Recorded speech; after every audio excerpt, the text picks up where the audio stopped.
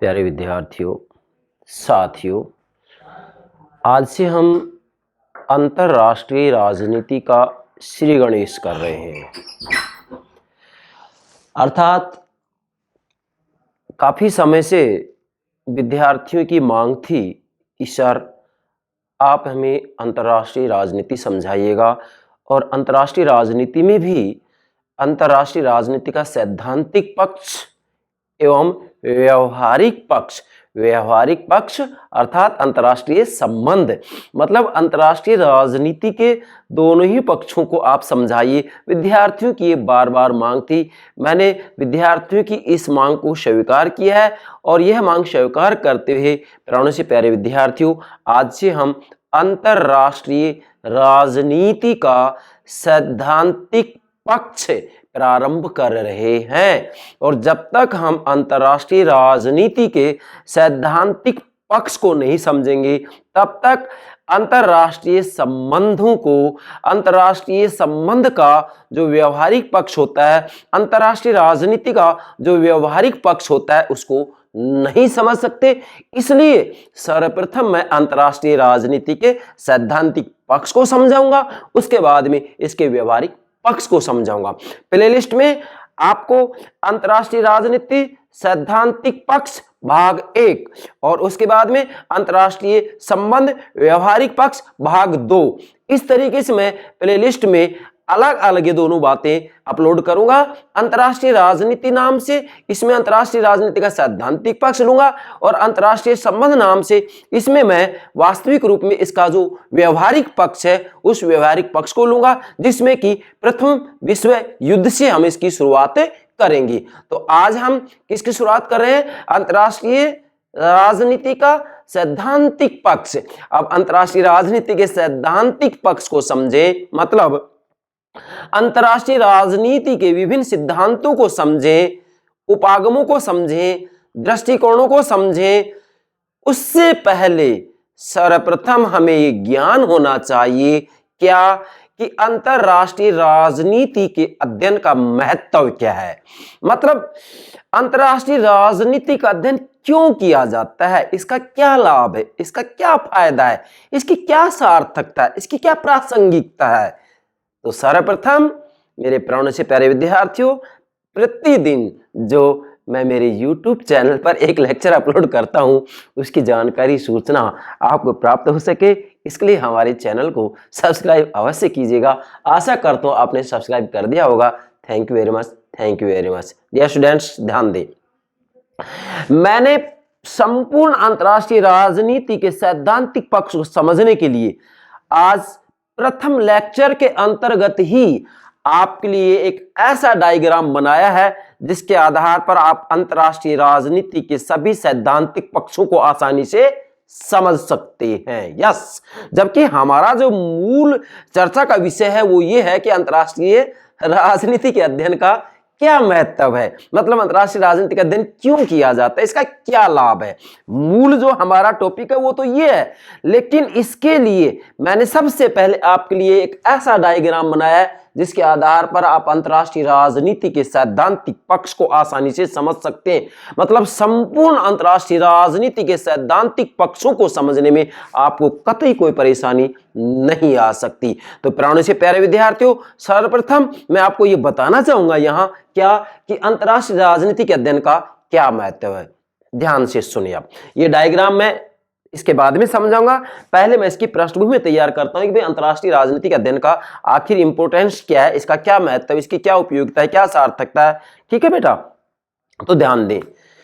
देखिएगा, मैं अक्सर सुनता हूं कि भाई प्रातःकालीन समाचार पत्रों के माध्यम से अंतर्राष्ट्रीय राजनीति को समझा जा सकता है। प्राणों से प्यारे विद्यार्थियों, यह बात बिल्कुल असत्य है। केवल प्रातःकालीन समाचार पत्रों के अध्ययन करने मात्र से अंतर्राष्ट्रीय राजनीति को हरगिज नहीं समझा जा सकता। अंतर्राष्ट्रीय राजनीति एक गूढ़ विषय है। इस गूढ़ विषय को समझने के लिए विशेष चिंतन की आवश्यकता होती है। जब तक इसके ऊपर विशेष चिंतन नहीं किया जाएगा, जब तक इसके ऊपर विभिन्न सिद्धांतों का निर्माण नहीं किया जाएगा, विभिन्न अवधारणाओं उपागमों का निर्माण नहीं किया जाएगा, तब तक अंतर्राष्ट्रीय राजनीति को नहीं समझा जा सकता। इसलिए अंतर्राष्ट्रीय राजनीति को समझना है तो सबसे पहले इसके लिए हमें इसके सभी महत्वपूर्ण सिद्धांतों को समझना होगा। और जब अंतर्राष्ट्रीय राजनीति के सैद्धांतिक पक्ष में इसके सभी महत्वपूर्ण सिद्धांतों को हम समझ जाएंगे तो अंतर्राष्ट्रीय राजनीति का सैद्धांतिक पक्ष भी हम समझ जाएंगे और अंतर्राष्ट्रीय राजनीति का व्यवहारिक पक्ष अर्थात अंतर्राष्ट्रीय संबंधों को भी हम आसानी से समझ जाएंगे। तो सबसे पहले आपको ये बात नोट करनी है कि प्रातःकालीन समाचार पत्रों को पढ़ने मात्र से अंतर्राष्ट्रीय राजनीति को नहीं समझा जा सकता। इसके लिए गंभीर चिंतन की आवश्यकता है, इसके लिए गंभीर विश्लेषण की आवश्यकता है, इसके लिए सामान्यीकरण की आवश्यकता है और सामान्यीकरण के जोड़ से सिद्धांतों का निर्माण किया जाता है। तो ध्यान दें डियर स्टूडेंट्स, वास्तविक रूप में जैसा कि मैंने यहां से शुरुआत किया है कि अंतर्राष्ट्रीय राजनीति के अध्ययन का महत्व क्या है। वास्तव में अंतर्राष्ट्रीय राजनीति की जो मूल समस्या है वो ये है कि राज्यों के आपसी संबंधों के मूल कारणों का विश्लेषण करते हुए एक स्थायी रचनात्मक विश्वव्यापी शांति की परिस्थितियों का निर्माण करना है। मतलब वास्तव में यहाँ अंतर्राष्ट्रीय राजनीति का विद्यार्थी, जैसा कि मैंने यहाँ नोट भी किया है, अंतर्राष्ट्रीय राजनीति का विद्यार्थी ये समझना चाहता है, क्या समझना चाहता है कि राष्ट्रों में आपस में युद्ध क्यों होते हैं, राष्ट्र एक दूसरे का सहयोग क्यों करते हैं, राष्ट्र अपनी शक्ति की वृद्धि क्यों करते हैं।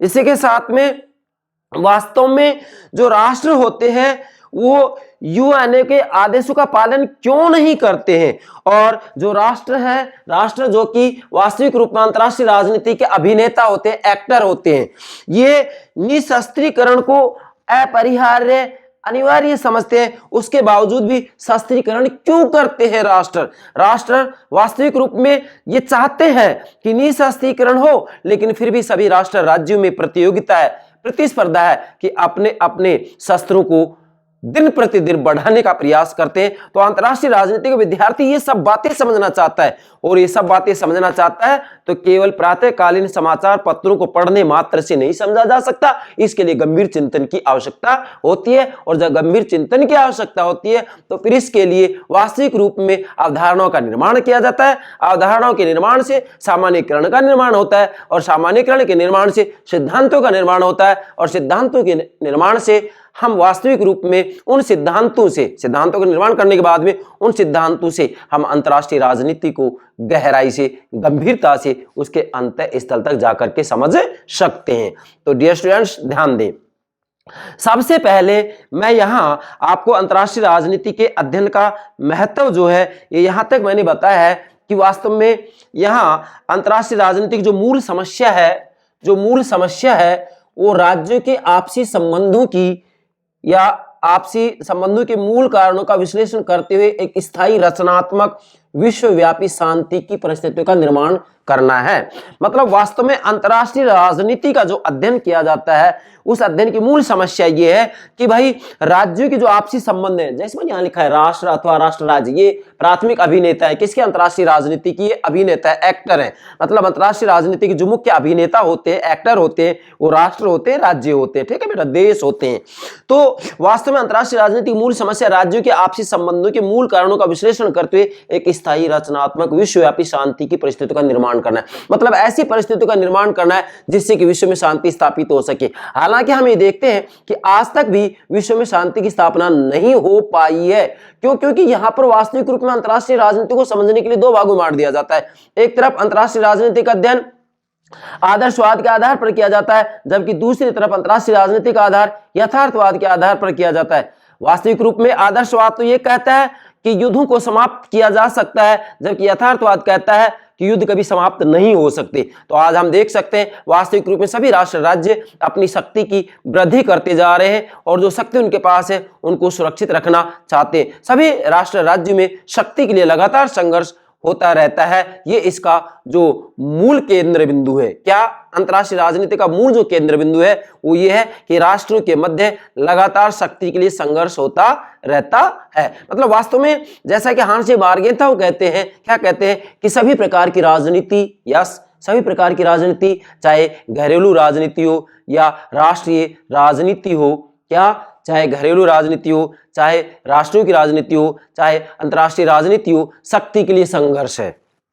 फिर से कह रहा हूं, हांस जे मार्गेंथाउ कहते हैं कि सभी प्रकार की राजनीति, चाहे घरेलू राजनीति हो, चाहे राष्ट्रीय राजनीति हो और चाहे अंतर्राष्ट्रीय राजनीति हो, फिर से बोल रहा हूं, चाहे घरेलू राजनीति हो, चाहे राष्ट्रीय राजनीति हो, चाहे अंतर्राष्ट्रीय राजनीति हो, शक्ति के लिए संघर्ष है। मतलब हांस जे मार्गेंथाउ कहते हैं कि चाहे राजनीति कोई भी क्यों ना हो, राजनीति का कोई प्रकार क्यों ना हो, वास्तविक रूप में शक्ति के लिए संघर्ष ही राजनीति है। चाहे वह घरेलू राजनीति हो, चाहे राष्ट्रीय राजनीति हो और चाहे अंतर्राष्ट्रीय राजनीति हो, तो इसका जो सेंटर पॉइंट है वो शक्ति के लिए संघर्ष है। तो बेटा वास्तव में यहाँ पर अंतर्राष्ट्रीय राजनीति की मुख्य जो समस्या है, अध्ययन की जो मुख्य समस्या है वो यही है कि वास्तव में एक रचनात्मक विश्वव्यापी शांति की परिस्थितियों का निर्माण किया जाए, इसलिए अंतर्राष्ट्रीय राजनीति का अध्ययन किया जाता है। फिर मैंने लिखा है कि अंतर्राष्ट्रीय राजनीति, मैंने शॉर्ट में लिखा है अंतर्राष्ट्रीय राजनीति का जो विद्यार्थी है वास्तव में वो यहाँ पर प्रश्न करता है, क्या प्रश्न करता है कि राष्ट्र एक दूसरे का सहयोग क्यों करते, इसका कारण क्या है, इसको समझना चाहते हैं। अब ये किसके आधार पर समझेंगे, अंतर्राष्ट्रीय राजनीति के अध्ययन के आधार पर ही समझेंगे। फिर राष्ट्र युद्ध क्यों करते हैं, अब युद्ध क्यों करते हैं इसका उत्तर जब उन्हें मिलेगा वास्तविक रूप में अंतर्राष्ट्रीय राजनीति के अध्ययन के आधार पर ही मिलेगा। फिर राष्ट्र जो है वो शक्तिशाली क्यों बनना चाहते हैं, सभी राष्ट्र अपनी शक्ति की वृद्धि क्यों करते रहते हैं, सभी राष्ट्र लगातार शक्ति वृद्धि के लिए प्रयत्न करते रहते हैं, प्रयास करते रहते हैं, जो शक्ति उसके पास होती है उस शक्ति की रक्षा करते हैं, लगातार शक्ति वृद्धि में लगे रहते हैं। तो इसकी जानकारी किससे मिलेगी, विद्यार्थियों को, अंतर्राष्ट्रीय राजनीतिक विद्यार्थियों को अंतर्राष्ट्रीय राजनीतिक अध्ययन से मिलेगी। यस, इसके बाद मैंने लिखा यूएनओ के आदेशों का पालन, मतलब संयुक्त राष्ट्र संघ के आदेशों का पालन क्यों नहीं करते हैं, अर्थात अंतर्राष्ट्रीय राजनीति का विद्यार्थी यहाँ पर ये वास्तविक रूप में सोचता है, क्या सोचता है कि जब संयुक्त राष्ट्र संघ मौजूद है उसके बावजूद भी राष्ट्र राज्य संयुक्त राष्ट्र संघ के आदेशों का पालन क्यों नहीं करते, इसका क्या कारण क्या है। अब इसके कारण का जब पता लगाते हैं तो किस में पता लगेगा, अंतर्राष्ट्रीय राजनीतिक अध्ययन से पता लगेगा, इसलिए अंतर्राष्ट्रीय राजनीतिक अध्ययन किया जाता है। नेक्स्ट बात आती है कि सभी राष्ट्र राज्य निःशस्त्रीकरण को अपरिहार्य समझते हैं, मतलब सभी राष्ट्र राज्य, दुनिया के सभी राज्य ये चाहते हैं कि भी धीरे धीरे शस्त्रीकरण की जो होड़ मची है उसको रोका जाए और सभी शस्त्रों को समाप्त किया जाए। मतलब सभी राष्ट्र राज्य निःशस्त्रीकरण को अपरिहार्य मानते हैं, जरूरी मानते हैं, अनिवार्य मानते हैं, लेकिन फिर भी सभी राष्ट्र राज्य शस्त्रीकरण की होड़ क्यों कर रहे हैं, शस्त्रीकरण की प्रतियोगिता क्यों हो रही है, शस्त्रीकरण के ऊपर बल क्यों दिया जा रहा है, सभी अपने शस्त्रों को क्यों बढ़ा रहे हैं। तो इन सब प्रश्नों का उत्तर अंतर्राष्ट्रीय राजनीति का अध्ययन करने में ही मिलेगा। सबसे पहले आपको यह बात समझनी है, उसके बाद में यहां पर मैं 6 बिंदु के माध्यम से आपको ये समझाऊंगा कि अंतर्राष्ट्रीय राजनीति के अध्ययन का क्या महत्व है। इन बिंदु के माध्यम से ये तो केवल मैंने आपके लिए पृष्ठभूमि तैयार की है। अब इससे आगे बढ़े उससे पहले हमें ये डायग्राम समझना है। बेटा मैं फिर कह रहा हूं, अंतर्राष्ट्रीय राजनीति के सैद्धांतिक पक्ष को यदि आपको बेहतर तरीके से समझना है तो आज जो मैं डायग्राम आपको समझा रहा हूं इस डायग्राम को समझ जाइएगा। अंतर्राष्ट्रीय राजनीति को समझने में आपको कतई दिक्कत नहीं आएगी, और अंतर्राष्ट्रीय राजनीति के सैद्धांतिक पक्ष को यदि आप समझ गए तो फिर अंतर्राष्ट्रीय संबंध को समझने में कोई दिक्कत नहीं है। अंतर्राष्ट्रीय संबंधों को समझने में कोई दिक्कत नहीं है क्योंकि उसका व्यवहारिक पक्ष है, तो सिद्धांत से व्यवहार बनता है, व्यवहार से सिद्धांत बनता है। इसलिए अंतर्राष्ट्रीय राजनीति के सैद्धांतिक पक्ष को समझना है तो सबसे पहले आप इस डायग्राम को समझिएगा। इसके बाद हम अंतर्राष्ट्रीय राजनीति के सैद्धांतिक पक्ष में जितने भी टॉपिक्स होंगे उन सभी टॉपिक्स को आप इस डायग्राम के माध्यम से आसानी से समझ सकते हैं। चलिए बेटा अब हम बात करते हैं अंतर्राष्ट्रीय राजनीति के सैद्धांतिक पक्ष के इस डायग्राम की। अब देखो इसकी एक एक बात बेहतर तरीके से समझना है, यदि ये नहीं समझ पाएंगे तो बेटा आगे मुझे पूरा पेपर समझाने में परेशानी आएगी। चाहे यूपीएससी की तैयारी कर रहे विद्यार्थी हो, इसी के साथ में यूजीसी नेट की तैयारी कर रहे विद्यार्थी हो, कॉलेज लेक्चरर, स्कूल लेक्चरर, या फिर जो है मैं ये कहूँगा कि चाहे एमए के विद्यार्थी हों, स्नातकोत्तर स्तर के विद्यार्थी हों, या जिनके अंतर्गत चाहे बी या एमए की बात हो उनके सिलेबस के अंतर्गत अंतर्राष्ट्रीय राजनीति, अंतर्राष्ट्रीय संबंध का पेपर चलता है, उन सब के लिए ही ये अति आवश्यक है कि इस डायग्राम को समझें। देखिएगा मैंने यहाँ लिखा है अंतर्राष्ट्रीय राजनीति, देखिएगा बेटा अंतर्राष्ट्रीय राजनीति। तो सबसे पहले तो हमें यह देखना है, वैसे मैं अंतर्राष्ट्रीय राजनीति का अर्थ और परिभाषा पर अलग से लेक्चर अपलोड करूंगा, परंतु इस डायग्राम में सब बातें आ जाती है। मतलब अंतर्राष्ट्रीय राजनीति का पूरा सैद्धांतिक पक्ष समाहित हो जाता है, पूरा पेपर समाहित हो जाता है। देखिएगा मैंने लिखा है अंतर्राष्ट्रीय राजनीति। तो सबसे पहले तो हमें ये देखना है कि बेटा अंतर्राष्ट्रीय राजनीति आखिर होता ही क्या है।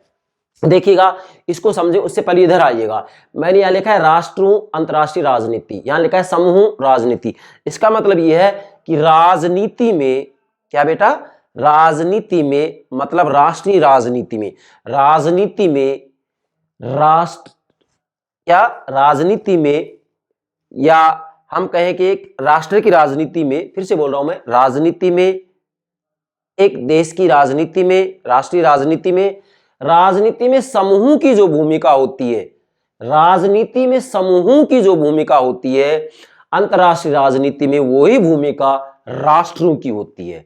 बेटा फिर से कह रहा हूं मैं, राजनीति में, यस, राजनीति में समूहों की जो ग्रुप्स होते हैं, समूह की जो भूमिका होती है, वही भूमिका अंतर्राष्ट्रीय राजनीति में राष्ट्रों की होती है। यहां वास्तविक रूप में जो विभिन्न प्रकार के समूह होते हैं, उन समूहों के बीच संबंधों तथा अंतरक्रियाओं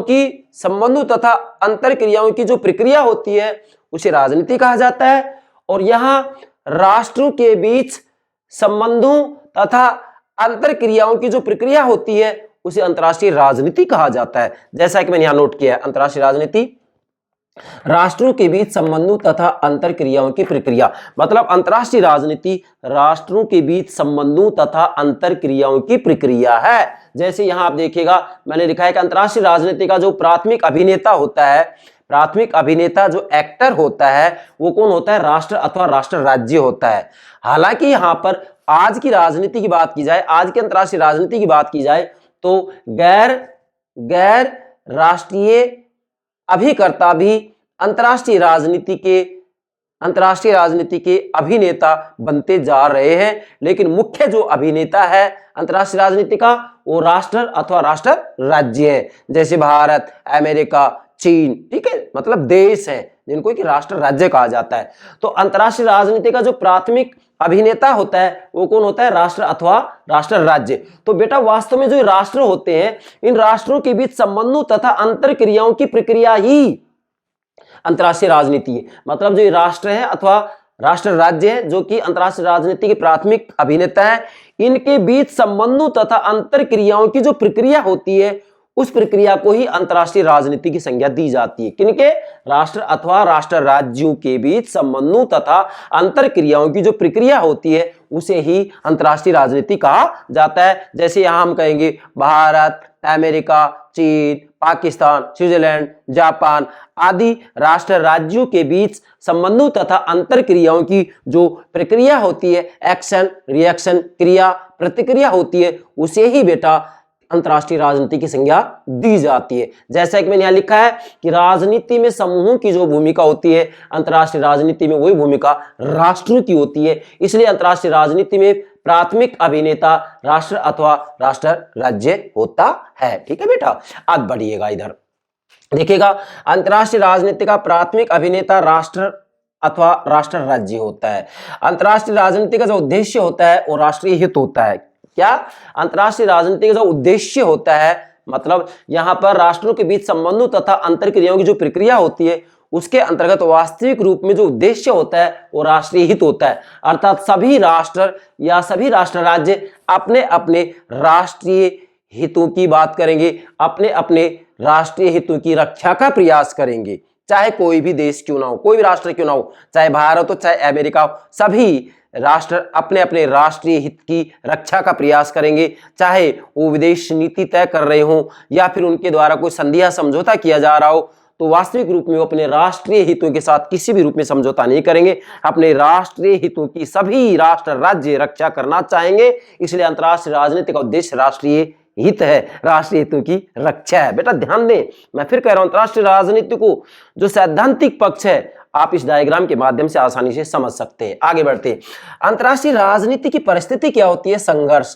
अर्थात वास्तविक रूप में अंतर्राष्ट्रीय राजनीति की जो परिस्थिति होती है वो शक्ति के लिए संघर्ष होती है। अर्थात यहां पर सभी राष्ट्र राज्य अपनी अपनी शक्ति की वृद्धि करने का प्रयास करते हैं। जैसा कि हांस जे मार्गेंथाउ कहा भी है कि सभी प्रकार की राजनीति, चाहे घरेलू राजनीति हो, चाहे राष्ट्रीय राजनीति हो, चाहे अंतर्राष्ट्रीय राजनीति हो, वो शक्ति के लिए संघर्ष है। अर्थात सभी राष्ट्र राज्य दिन प्रतिदिन, दिन रात ये प्रयास करते हैं कि उनकी शक्ति लगातार बढ़ती रहे। इसलिए अंतर्राष्ट्रीय राजनीति की जो परिस्थिति होती है वो शक्ति के लिए संघर्ष होता है। इसलिए मैंने यहाँ नोट किया परिस्थिति क्या होती है उनकी, संघर्ष की। मतलब ये अंतर्राष्ट्रीय राजनीति को समझने का सेंटर पॉइंट है ये जो डायग्राम है। इधर आइए बेटा, विदेश नीति क्या मतलब हुआ इसका।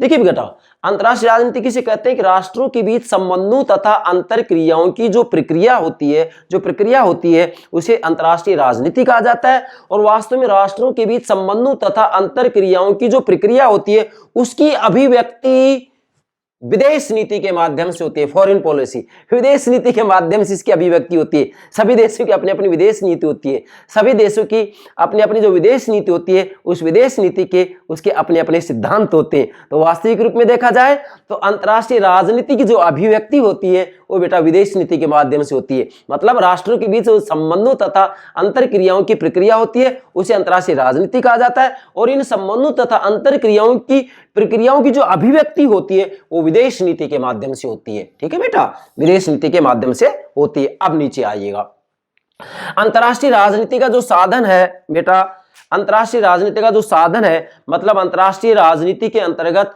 राष्ट्रों के बीच संबंधों तथा अंतर क्रियाओं की जो प्रक्रिया होती है वास्तव में उसकी अभिव्यक्ति विदेश नीति में होती है। और इसका उद्देश्य राष्ट्रीय हित होता है और इसकी परिस्थिति संघर्ष होता है। तो वास्तव में यहाँ पर जो उद्देश्य राष्ट्रीय हित है, इस उद्देश्य की प्राप्ति के लिए साधन चाहिए। उद्देश्य क्या होगा, राष्ट्रीय हित। अब राष्ट्रीय हित की उद्देश्य की प्राप्ति के लिए साधन चाहिए और साधन क्या हो गया, शक्ति हो गया। तो सभी राष्ट्र राज्य अपनी अपनी शक्ति का प्रयोग करते हैं और शक्ति के प्रयोग के आधार पर अपने अपने राष्ट्रीय हित की रक्षा करते हैं। जैसे हम ये कहेंगे कि राष्ट्रीय हित दो प्रकार के होते हैं, प्राथमिक हित और गौण हित। प्राथमिक हित में सभी राष्ट्र राज्य अपने अपनी सीमाओं की रक्षा करते हैं, अपनी सीमाओं के साथ किसी भी रूप में कोई समझौता नहीं हो सकता है। जबकि गौण हित में जो विभिन्न प्रकार के आर्थिक या सांस्कृतिक समझौते होते हैं, संधियां होती हैं, वो गौण हित में आते हैं। तो सभी राष्ट्र राज्य अपने अपने राष्ट्रीय हितों की रक्षा करते हैं। अंतर्राष्ट्रीय राजनीति में जो राष्ट्रीय हित होता है वह अंतर्राष्ट्रीय राजनीति का उद्देश्य होता है और इस उद्देश्य की प्राप्ति का जो साधन होता है वो शक्ति होती है। इसके बाद में लिखा है साधन तथा साध्य, मतलब वास्तविक रूप में अंतर्राष्ट्रीय राजनीति का साधन तथा साध्य शक्ति। अर्थात जो शक्ति होती है वह एक साधन भी होता है लेकिन साध्य भी होता है। साधन कब होता है, जब एक देश या एक राष्ट्र राज्य अपने राष्ट्रीय हितों की रक्षा शक्ति के आधार पर करता है तो वह साधन होता है। और जब एक राष्ट्र राज्य अपनी शक्तियों को लगातार बढ़ाते रहता है तो ऐसी स्थिति में वास्तविक रूप में जो शक्ति है वह क्या बन जाती है, साध्य बन जाती है। क्या बन जाती है, साध्य बन जाती है। इसलिए अंतर्राष्ट्रीय राजनीति में शक्ति साध्य भी होता है और साधन भी होता है। इसके साथ में जो अंतर्राष्ट्रीय राजनीति है वास्तविक रूप में मैंने लिखा है ना कि राष्ट्रों के बीच संबंधों तथा अंतर क्रियाओं की प्रक्रिया है। तो ये जो प्रक्रिया है ये प्रक्रिया किस रूप में है, इसको समझे। प्रक्रिया है तो प्रक्रिया किस रूप में है, ये प्रक्रिया के दो रूप हैं, संघर्ष समाधान। अर्थात एक तरफ तो वास्तविक रूप में अंतर्राष्ट्रीय राजनीति के अंतर्गत राष्ट्र राज्यों के बीच जो राष्ट्रीय हितों को लेकर के संघर्ष होते हैं उन संघर्षों का समाधान किया जाता है। जबकि दूसरी तरफ शक्ति के लिए संघर्ष है। अर्थात वास्तविक रूप में राष्ट्रों के बीच संबंधों तथा अंतर क्रियाओं की जो प्रक्रिया होती है उसकी अभिव्यक्ति शक्ति के लिए संघर्ष के रूप में होती है। अर्थात सभी राष्ट्र राज्य अपनी अपनी शक्ति की वृद्धि करते हैं। जैसा कि हांस जे मार्गेंथाउ कहा है कि सभी प्रकार की राजनीति, चाहे घरेलू राजनीति हो, चाहे राष्ट्रीय राजनीति हो, चाहे अंतर्राष्ट्रीय राजनीति हो, शक्ति के लिए संघर्ष है। अर्थात सभी राष्ट्र राज्य अपनी अपनी शक्ति में वृद्धि का प्रयास करते हैं। सभी राष्ट्र राज्य चाहते हैं कि हमारी शक्ति में वृद्धि हो और जब सभी राष्ट्र राज्य ऐसा करते हैं तो डेफिनेटली शक्ति के लिए संघर्ष होता है। तो फिर अंतर्राष्ट्रीय राजनीतिक जो प्रक्रिया है इसकी अभिव्यक्ति दो रूपों में होती है, संघर्ष का समाधान और शक्ति के लिए संघर्ष। तो बेटा ये एक डायग्राम ऐसा डायग्राम है जिसके माध्यम से आप अंतर्राष्ट्रीय राजनीति के सैद्धांतिक पक्ष को आसानी से समझ सकते हैं। इसके आधार पर जैसे राष्ट्रीय हित है तो राष्ट्रीय हित के ऊपर हम अलग से लेक्चर अपलोड करेंगे, विदेश नीति पर अलग से करेंगे, राष्ट्र राज्य पर अलग से करेंगे, साधन और साध्य मतलब शक्ति, इसके ऊपर अलग से लेक्चर अपलोड करेंगे। तो मूल जो बात है वो ये है कि इस डायग्राम के माध्यम से आप अंतर्राष्ट्रीय राजनीति की एक प्रकार से पृष्ठभूमि तैयार कर सकते हैं कि उसके सैद्धांतिक पक्ष को हम कैसे समझें। और जब ये सब बातें क्लियर हो जाती है तो अंतर्राष्ट्रीय राजनीति को समझने में आपको कोई दिक्कत नहीं है। अब बेटा इधर आते हैं हम अंतर्राष्ट्रीय राजनीति के अध्ययन का महत्व। इसके लिए मैंने यहाँ 6 बिंदु बनाए। इन 6 बिंदु के आधार पर आप ठीक से समझ सकते हैं कि भाई अंतर्राष्ट्रीय राजनीति का अध्ययन क्यों किया जाता है, इसका क्या फायदा है। नंबर 1, अंतर्राष्ट्रीय समस्याओं का समाधान। अंतर्राष्ट्रीय राजनीति के अध्ययन से, चूंकि अंतर्राष्ट्रीय राजनीति में राष्ट्रों के बीच संबंधों तथा अंतरक्रियाओं की प्रक्रियाओं का अध्ययन किया जाता है, जिसकी व्यक्ति विदेश नीति में होती है। तो डेफिनेटली जब राष्ट्रों के बीच संबंधों तथा अंतरक्रियाओं की प्रक्रियाओं का इसमें अध्ययन किया जाता है तो इसके अंतर्गत अंतरराष्ट्रीय समस्याएं जो होती हैं उन समस्याओं का समाधान किया जाता है। क्यों किया जाता है? क्योंकि इसके अंतर्गत एक स्थायी रचनात्मक विश्वव्यापी शांति की परिस्थितियों का निर्माण करना होता है। क्या?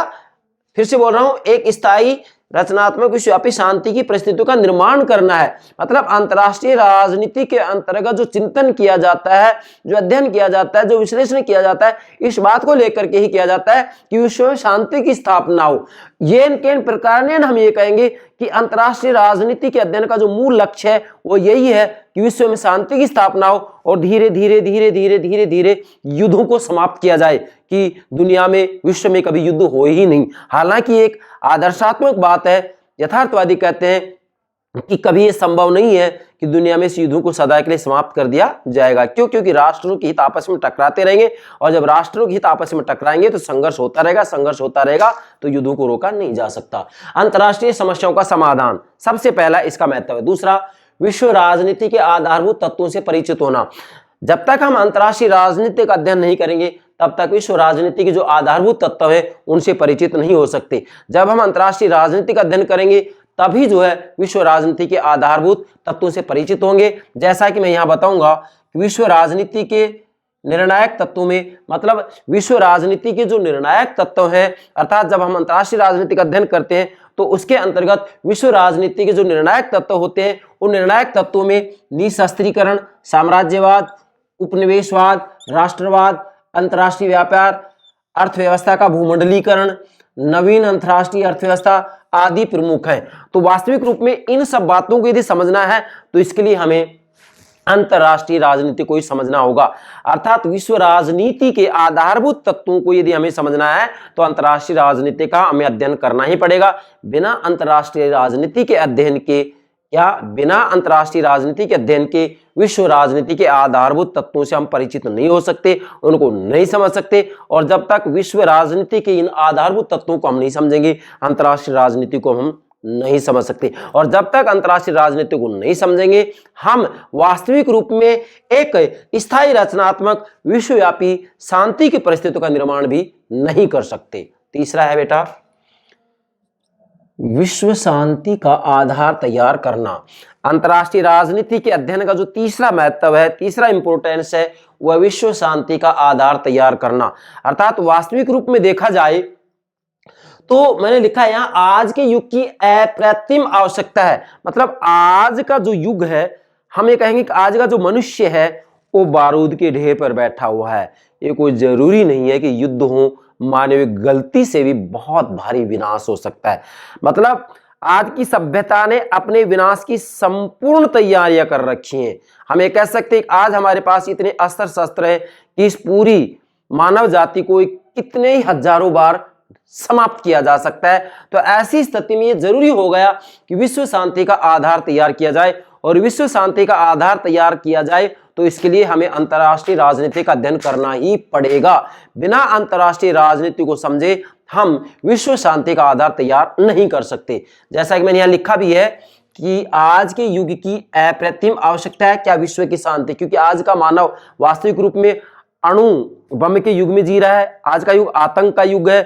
कब क्या हो जाए कोई पता नहीं है। हम अंतर्राष्ट्रीय राजनीति के अंतर्गत देखते हैं कि राष्ट्र राज्यों में किसी न किसी रूप में एक दूसरे से तनातनी चलती रहती है। जैसे आज के दिन हम देखें तो रूस और यूक्रेन के मध्य युद्ध छिड़ा हुआ है। इसी तरीके से पूरी दुनिया के अंतर्गत काफी राष्ट्र राज्य में गर्मा गर्मी तनातनी चली हुई है।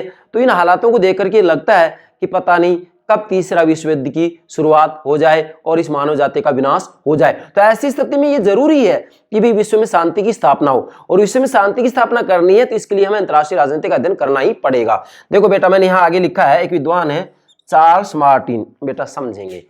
यस प्राणों से प्यारे विद्यार्थियों, मैं तहे दिल से कह रहा हूं कि मैं आपको अंतर्राष्ट्रीय राजनीति को बहुत अच्छे तरीके से समझाने का प्रयास करूंगा। एक विद्वान है चार्ल्स मार्टिन, ये कह रहे हैं कि अंतर्राष्ट्रीय राजनीति के अध्ययन की मुख्य समस्या दो विरोधी स्थितियों, विश्व शांति तथा युद्ध का एक साथ अध्ययन है। बेटा गौर कीजिएगा, चार्ल्स मार्टिन कह रहे हैं कि अंतर्राष्ट्रीय राजनीति के अध्ययन की जो मुख्य समस्या है, मतलब अंतर्राष्ट्रीय राजनीति के अध्ययन की जो मुख्य समस्या है, जो मुख्य प्रॉब्लम है, वो दो विरोधी स्थितियों, विश्व शांति तथा युद्ध का एक साथ अध्ययन है। मतलब वास्तविक रूप में एक तरफ तो देखो ये चाहते हैं कि विश्व में शांति की स्थापना हो, लेकिन दूसरी तरफ राष्ट्रों के हित, राष्ट्रीय हित टकराते रहते, युद्ध भी होते रहते। तो ऐसी स्थिति में ये मार्टिन कह रहे हैं कि अंतर्राष्ट्रीय राजनीति के अध्ययन की मुख्य समस्या दो विरोधी स्थितियों, विश्व शांति तथा युद्ध का एक साथ अध्ययन करना है। मतलब एक तरफ ये विश्व शांति की स्थापना भी करना चाहते हैं, जबकि दूसरी तरफ राष्ट्र राज्यों में राष्ट्रीय हितों को लेकर के टकराहट भी होती रहती है। यह अंतर्राष्ट्रीय राजनीति की मुख्य समस्या है, लेकिन फिर भी जो अंतिम लक्ष्य वो यही है कि विश्व में शांति की स्थापना हो। यस, इसके बाद में चौथा जिसका महत्व है अंतर्राष्ट्रीय राजनीति के अध्ययन का, वह है विश्व सरकार की पृष्ठभूमि तैयार करना। बेटा वास्तव में जब हम राजनीति विज्ञान का अध्ययन करते हैं तो ये कहते हैं कि प्रारंभ में नगर राज्य थे, उसके बाद में विशाल साम्राज्य आते हैं, फिर राष्ट्रीय राज्य आते हैं, और राष्ट्रीय राज्य के बाद में अब हमारा जो सपना है वो है एक विश्व राज्य की स्थापना करना, और विश्व राज्य की इच्छा की अभिव्यक्ति विश्व सरकार में होगी। नहीं, जैसे कि राज्य की इच्छा की अभिव्यक्ति सरकार में होती है, वैसे ही विश्व राज्य की इच्छा की अभिव्यक्ति विश्व सरकार में होगी। तो यहाँ पर मैं लिखा विश्व सरकार की पृष्ठभूमि तैयार करना, क्योंकि वास्तविक रूप में यदि दुनिया में से युद्धों को समाप्त करना है, शांति स्थापित करनी है समग्र रूप में पूरी दुनिया में, तो इसके लिए जो है विश्व सरकार की पृष्ठभूमि तैयार करनी होगी, विश्व सरकार की स्थापना का प्रयास करना होगा। हालांकि इसकी कुछ अप्रत्यक्ष जो अभिव्यक्ति हो रही है वो संयुक्त राष्ट्र संघ के माध्यम से हो रही है, लेकिन संयुक्त राष्ट्र संघ आज वास्तविक रूप में युद्धों को रोकने में असमर्थ दिखाई दे रहा है हमें। एक प्रकार से मैं ये कहूंगा कि जो संयुक्त राष्ट्र संघ है, मैं ये कहूंगा कि एक नपुंसक के रूप में आज वास्तविक रूप में संयुक्त राष्ट्र संघ युद्धों को रोकने में सक्षम नहीं है। मैं ये बार बार कहना चाह रहा हूं। तो बेटा देखिए, विश्व सरकार की पृष्ठभूमि तैयार करना, एक विद्वान है बर्ट्रैंड रसेल, ये कह रहे हैं कि विश्व सरकार के द्वारा ही विश्व शांति की स्थापना की जा सकती है। ध्यान दे बेटा, मतलब ये रसेल कह रहे हैं कि विश्व सरकार के द्वारा विश्व शांति की स्थापना की जा सकती है, अर्थात जब तक एक विश्व सरकार की स्थापना नहीं होगी। विश्व सरकार की स्थापना तब होगी जब सबसे पहले एक विश्व राज्य की स्थापना हो, और विश्व राज्य की स्थापना हो जाएगी तो विश्व राज्य की इच्छा के व्यक्ति विश्व सरकार के माध्यम से होगी, और जब तक विश्व सरकार की स्थापना नहीं होगी तब तक शांति की स्थापना नहीं की जा सकती। कौन कह रहे हैं? रसेल कह रहे हैं। क्या करें? विश्व सरकार के द्वारा ही विश्व शांति की स्थापना की जा सकती है। जब तक विश्व सरकार की स्थापना नहीं होगी तब तक विश्व में शांति स्थापित नहीं हो सकती। लेकिन वास्तविक रूप में यदि ये तो एक रसेल की बात है, लेकिन वास्तविकता के धरातल पर देखें, यथार्थ के धरातल पर देखें हम, तो जब तक उग्र राष्ट्रीयता एवं संप्रभुता की भावना रहेगी तब तक यह सपना ही बना रहेगा कि भाई विश्व सरकार की स्थापना हो जाएगी।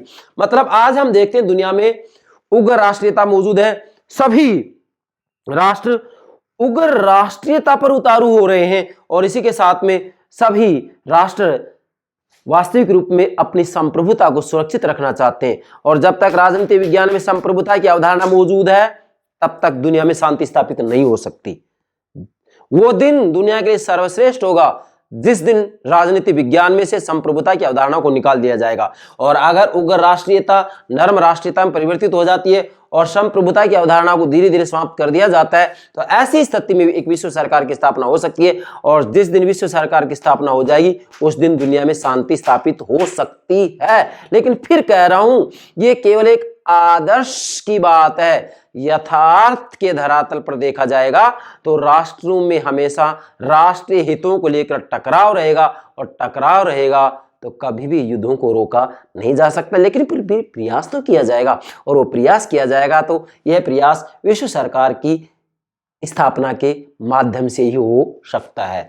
पांचवा है बेटा विदेश नीतियों का अध्ययन करना, विदेश नीतियों का अध्ययन करना। बेटा ध्यान दें, अंतर्राष्ट्रीय राजनीति के अध्ययन का जो पांचवा महत्व है विदेश नीतियों का अध्ययन करना है। मैंने इधर लिखा है राष्ट्रों के बीच संबंधों तथा अंतरक्रियाओं की जो प्रक्रिया होती है वो अंतर्राष्ट्रीय राजनीति होती है और इसकी अभिव्यक्ति विदेश नीति के माध्यम से होती है। इसलिए वास्तविक रूप में विदेश नीतियों का अध्ययन करना अर्थात अंतर्राष्ट्रीय राजनीति के अध्ययन का जो पांचवा महत्व है वो ये है कि इसके माध्यम से हम विदेश नीतियों का अध्ययन कर सकते हैं। क्यों? क्योंकि राष्ट्रों के बीच जो संबंध और अंतरक्रियाएं होती है उसकी अभिव्यक्ति विदेश नीति के माध्यम से ही होती है, इसलिए विदेश नीतियों का अध्ययन करना होता है। और यहाँ फेलिक्स ग्रास कह रहे हैं कि अंतर्राष्ट्रीय राजनीतिक अध्ययन वास्तव में विदेश नीतियों के अध्ययन के अतिरिक्त कुछ भी नहीं है। अब देखो बेटा, फेलिक्स ग्रास कह रहे हैं कि अंतर्राष्ट्रीय राजनीति का अध्ययन वास्तव में विदेश नीतियों के अध्ययन के अतिरिक्त कुछ भी नहीं है। यस, अंतर्राष्ट्रीय राजनीतिक अध्ययन विदेश नीति के अध्ययन के अतिरिक्त कुछ नहीं है। क्यों? क्योंकि राष्ट्रों के बीच संबंधों तथा अंतरक्रियाओं की जो प्रक्रिया होती है उसको अंतर्राष्ट्रीय राजनीति कहते हैं और अंतर्राष्ट्रीय राजनीति की अभिव्यक्ति किस में होती है? विदेश नीति में होती है। तो जब विदेश नीति का अध्ययन करते हो तो अंतर्राष्ट्रीय राजनीति को समझेंगे हम। इसलिए ये यहाँ पर फेलिक्स ग्रास कह रहे हैं कि अंतर्राष्ट्रीय राजनीति का अध्ययन वास्तव में विदेश नीतियों के अध्ययन के अतिरिक्त कुछ नहीं है। आगे मैंने लिखा है अंतर्राष्ट्रीय राजनीति ऐसी प्रक्रिया है जिसके अंतर्गत राष्ट्र अपने अपने हितों की रक्षा करने का प्रयास करते हैं। बेटा ध्यान दीजिएगा, यहाँ अंतर्राष्ट्रीय राजनीति वास्तव में एक ऐसी प्रक्रिया है जिसके अंतर्गत राष्ट्र, सभी ये जो राष्ट्र या राष्ट्र राज्य है, राष्ट्र अपने अपने हितों की रक्षा करने का प्रयास करते हैं, अपने अपने राष्ट्रीय हितों की रक्षा करने का प्रयास करते हैं। तो वास्तविक रूप में राष्ट्रों के बीच संबंधों तथा अंतरक्रियाओं की प्रक्रिया ही अंतर्राष्ट्रीय राजनीति है और इसका उद्देश्य राष्ट्रीय हितों की रक्षा करना है। और इसके बाद में छठा जो इसका महत्व है शक्ति संघर्ष की राजनीति का अध्ययन। वास्तविक रूप में अंतर्राष्ट्रीय राजनीति के अध्ययन का जो छठा महत्व है वो ये है कि शक्ति संघर्ष की राजनीति का अध्ययन। देखिएगा यहाँ आप, अंतर्राष्ट्रीय राजनीतिक जो परिस्थिति है वो संघर्षीय अर्थात शक्ति के लिए संघर्ष है। जैसा कि हांस जे मार्गेंथाउ कहते हैं कि सभी प्रकार की राजनीति, चाहे घरेलू राजनीति हो, चाहे राष्ट्रीय राजनीति हो, चाहे अंतर्राष्ट्रीय राजनीति हो, शक्ति के लिए संघर्ष है। तो वास्तविक रूप में शक्ति संघर्ष की राजनीति को यदि समझना है तो वह आप अंतर्राष्ट्रीय राजनीति के माध्यम से ही समझ सकते हैं। जैसा कि मार्गेंथाउ ने कहा है, ये अंतर्राष्ट्रीय राजनीति के माने हुए विद्वान है। आगे जब हम विभिन्न सिद्धांतों को समझाएंगे तो मार्गेंथाउ का नाम बार बार आपके सामने आएगा। ये कहते हैं कि अंतर्राष्ट्रीय राजनीति सभी राजनीतिक उद्देश्यों की तरह शक्ति के लिए संघर्ष है। बेटा ध्यान दें, मार्गेंथाउ कह रहे हैं कि अंतर्राष्ट्रीय राजनीति सभी राजनीतिक उद्देश्यों की तरह शक्ति के लिए संघर्ष है। मतलब ये अंतर्राष्ट्रीय राजनीति को शक्ति के लिए संघर्ष ही मानते। और वैसे बेटा देखा जाए तो जैसे पश्चिमी राजनीतिक चिंतन के अंतर्गत एक विचारक आता है टॉमस हॉब्स, जिनकी बहुत ही महत्वपूर्ण पुस्तक है लेवियाथन। लेवियाथन का हिंदी अर्थ होता है एक विशालकाय महामानव, एक विशालकाय महामानव या एक विशालकाय जल जंतु भी इसको कहा जाता है। तो वास्तव में हॉब्स ने कहा है कि हम मानवों में संघर्ष के तीन कारण हैं, भय, प्रतिस्पर्धा और यश। भय, प्रतिस्पर्धा और यश। तो हम मानव में संघर्ष के तीन कारण हैं। तो ये संघर्ष के तीन कारण ही वास्तविक रूप में राष्ट्रों के बीच में, सभी राष्ट्रों के बीच संघर्ष के कारण भी ये तीन ही है, भय, प्रतिस्पर्धा और यश। भय, प्रतिस्पर्धा और यश, राष्ट्रों के बीच संघर्ष के भी यही तीन कारण है। इसके साथ में हॉब्स ने कहा है कि वास्तविक रूप में मनुष्य में जो शक्ति की प्रवृत्ति पाई जाती है, कि शक्ति संघर्ष की जो प्रवृत्ति पाई जाती है, शक्ति वृद्धि की जो प्रवृत्ति पाई जाती है, ये कभी समाप्त नहीं हो सकती है। जब व्यक्ति की मृत्यु हो जाती है तभी उसकी ये प्रवृत्ति समाप्त होती है, अन्यथा समाप्त नहीं होती है। तो हॉब्स की ये जो बात है वो अंतर्राष्ट्रीय राजनीति के ऊपर भी खरी उतरती है। यस, अब देखो बेटा, फिर मैंने आगे लिखा है यहाँ 6 ये जो बिंदु हो गई, इसके माध्यम से आप ये समझ सकते हैं कि अंतर्राष्ट्रीय राजनीति के अध्ययन का क्या महत्व है। ठीक है बेटा, ये इसका इंपॉर्टेंस है कि अंतर्राष्ट्रीय राजनीति को पढ़ने से हमें क्या क्या फायदा होता है।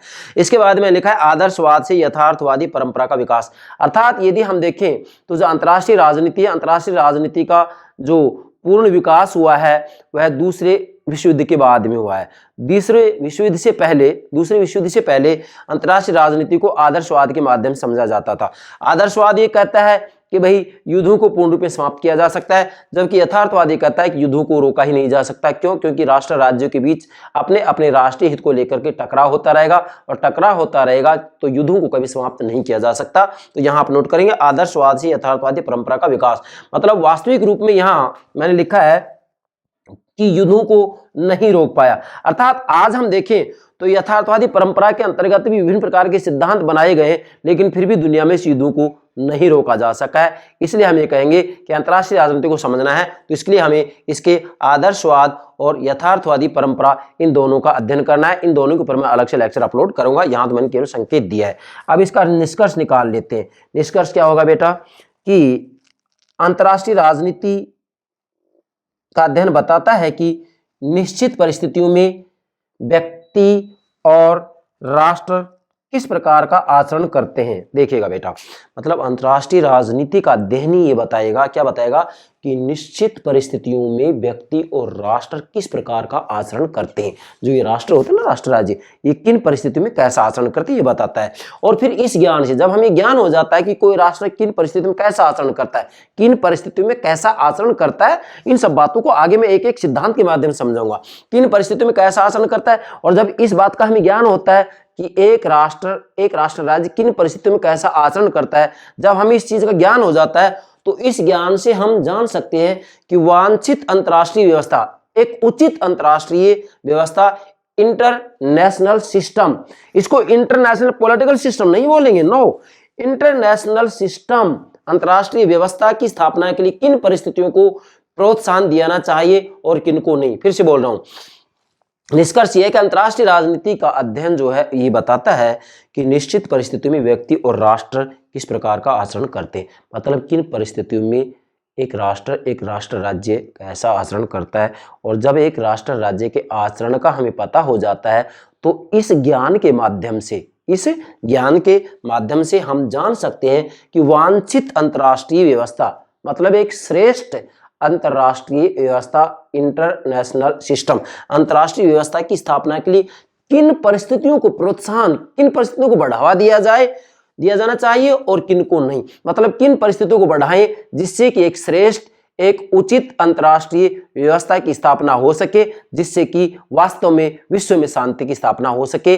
और ये जो जानकारी होती है वह अंतर्राष्ट्रीय राजनीति के अध्ययन से ही हो सकती है, अन्यथा इन सब बातों को हम केवल प्रातःकालीन समाचार पत्रों को पढ़ने मात्र से नहीं समझ सकते। तो बेटा ये हो गया आज का हमारा प्रथम लेक्चर, अंतर्राष्ट्रीय राजनीति के अध्ययन का महत्व।